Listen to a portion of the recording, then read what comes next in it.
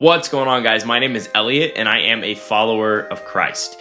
And in this episode today, I'm going to be talking a little bit about how I am moving towards my potential and how you can do the same, right? So just like a video game, you don't start out at level 1 having the ability to beat the boss at the end of the game. No, you have to first do all the levels. You have to do the side quests. You have to level up your gear, level up your weapons, and then gain the actual experience from beating smaller bosses so that you can eventually beat the boss of the game. So life is actually the same. So in the beginning, you're not going to be able to achieve the long-term goals that God has called you to do. But through consistent hard work and consistent effort, you will one day be able to achieve what God's called you to do. So the analogy I used in my last video was the ship analogy. And you're sailing out on a ship, your destination in the voyage is your purpose, but the action you take in order to get there is like rowing, steering the ship, doing all these things. So you have to first know your destination, which is your purpose. Then you have to take action in order to reach the destination you're trying to get to. So in this sense, the action in this analogy is your growth and development in life, which is developing you into reaching your true potential as a person and as a follower of Christ. So the 3 aspects of life that we need to grow and develop in order to reach our true potential are mind, body, and soul. God has given everyone the ability to grow and improve, and He has called us to reach our potential in Christ. He's called us all to become more like Christ, which we can do every day through developing a relationship with Him.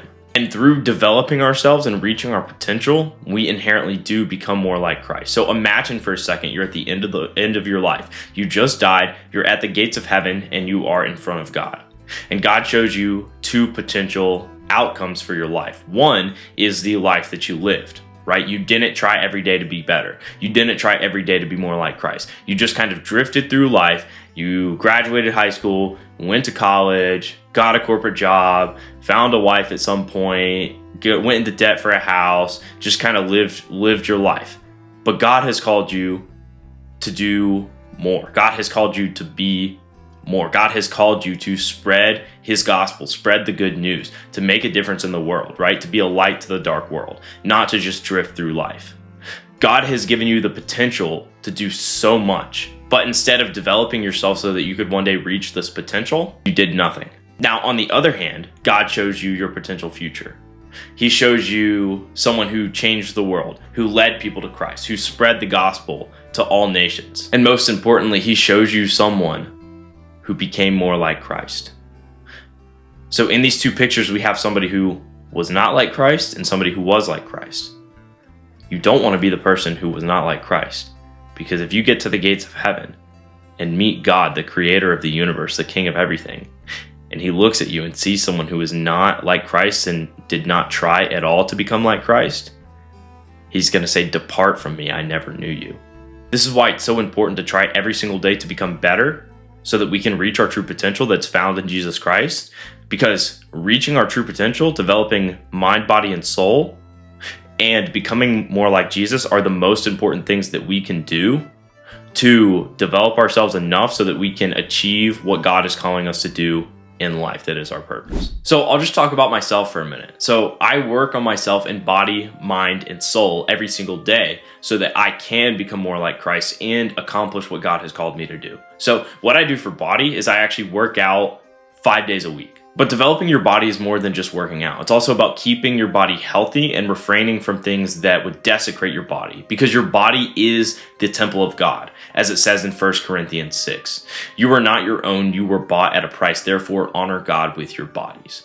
So if our bodies are a temple of God, it's a gift from God, they're not our own, we want to treat it with respect. Just like a car, like if your best friend drives a Porsche and he lets you borrow it for a weekend, you're going to want to treat it with the utmost respect because you respect your friend. In the same way, if we truly love God, then we show our love for God through respecting His temple, which are our bodies. That means eating healthy. That means drinking enough water. That means not eating a bunch of junk food. That means not eating a ton of seed oils. That means not eating a bunch of sugar. That means eating the natural foods that God has given us. These are just some of the things that I do to honor God with my body. Next is my mind. So 2 of the most important things I do in order to develop my mind are, first, I read a lot. and I read and listen to books, and I am always searching to grow knowledge and get smarter in different areas, like whether the books are personal development, whether it's psychology, leadership, finance. These are all some of the books that I read so that I can make myself better. I'm also constantly watching podcasts. I constantly want to know what's going on in the world so that I can make decisions accordingly,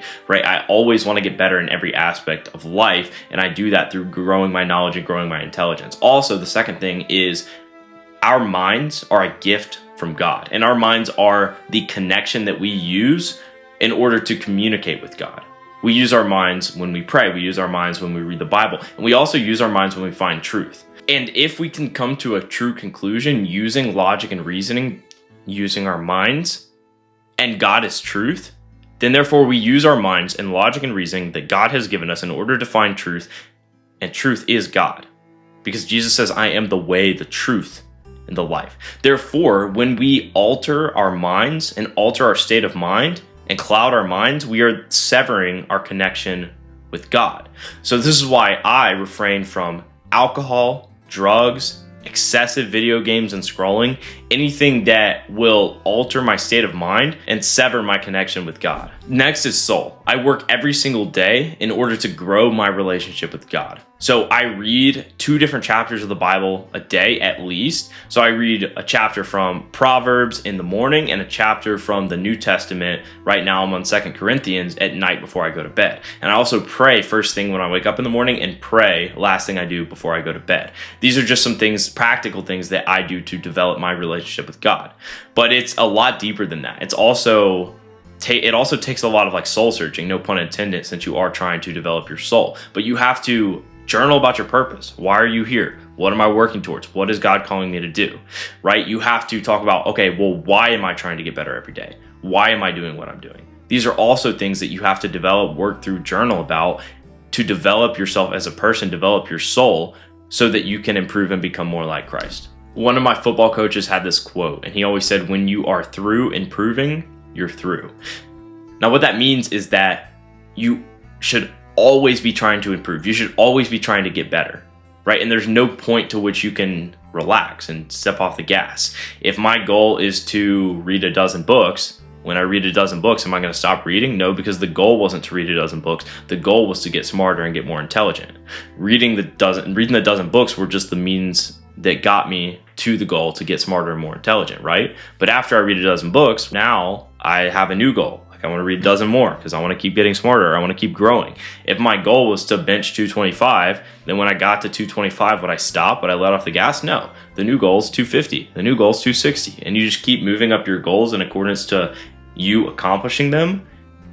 That way, you'll never be through improving. Because if you're done improving, you step off the gas, then boom, you're done. You're never going to get better, and your potential is always going to be there, but you're never going to work towards it. Every area of life in which you might want to improve will fall under one of the categories of mind, body, and soul. For instance, if I want to get really strong, obviously that falls under body. If I want to learn how to fight and do self-defense, that also falls under body. If I want to eat healthy, that also falls under body. But if I want to read X amount of books or get really good at a financial skill or develop leadership skills, this would fall under mind, because these are things I use my mind to grow and improve. If I want to develop my relationship with God, if I want to learn more about the Bible and get more knowledgeable, this would go to soul. If I want to learn about myself, then it would go to soul. The 3 characteristics that make up the human are mind, body, and soul, right? Because the body is the physical, the mind is the tool that you use in order to perceive and interact with the world, right? But who are you?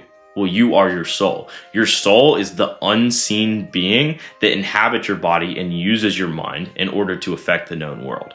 Now, knowing that these are the 3 things that make up who you are, we have to develop them in order to reach our true potential, in order to do what God has called us to do. So step 1, you have to find your purpose, right? You have to know where you're going. You have to know why you're going there.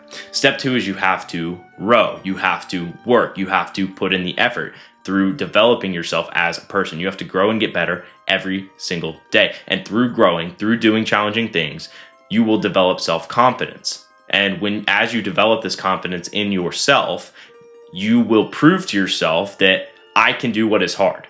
Once you prove to yourself that I can do something that's hard, next time you have to do something else that's hard, you'll already have that confidence built up and it'll be a much easier process. Take, for example, when I played football, right? I hadn't really done many hard things in my life before. I was in 8th grade. I got knocked down every single play, right? I didn't know anything about football. I barely knew what side of the ball I should line up on, right? But through sticking with it for 5 years, I became very, very, very good at my position. I was all-state my senior year. So it takes hard work and dedication and perseverance, not giving up when it gets hard. Because it would have been very easy for me to, in 8th grade, when I got put on my butt every play, just to say, no, I quit and not stick with it. But through the perseverance, through the dedication of sticking with the sport, even when it got hard, I developed the confidence to take into every other aspect of life. There's so much to know about social media, about what I'm doing now with starting a podcast that I don't know about yet, right? I'm not going to be good at it at the beginning, but through developing that confidence in myself, knowing that, yeah, you're going to suck at first, but through hard work, consistent effort, and perseverance, you're going to eventually learn how to do it well and you're going to get good at it, right? So knowing that about yourself, knowing that that's something you can do is self-confidence. And you develop this self-confidence through doing difficult things. And those difficult things are developing your mind, body, and soul, which you have to do in order to reach the potential that God has called you to reach.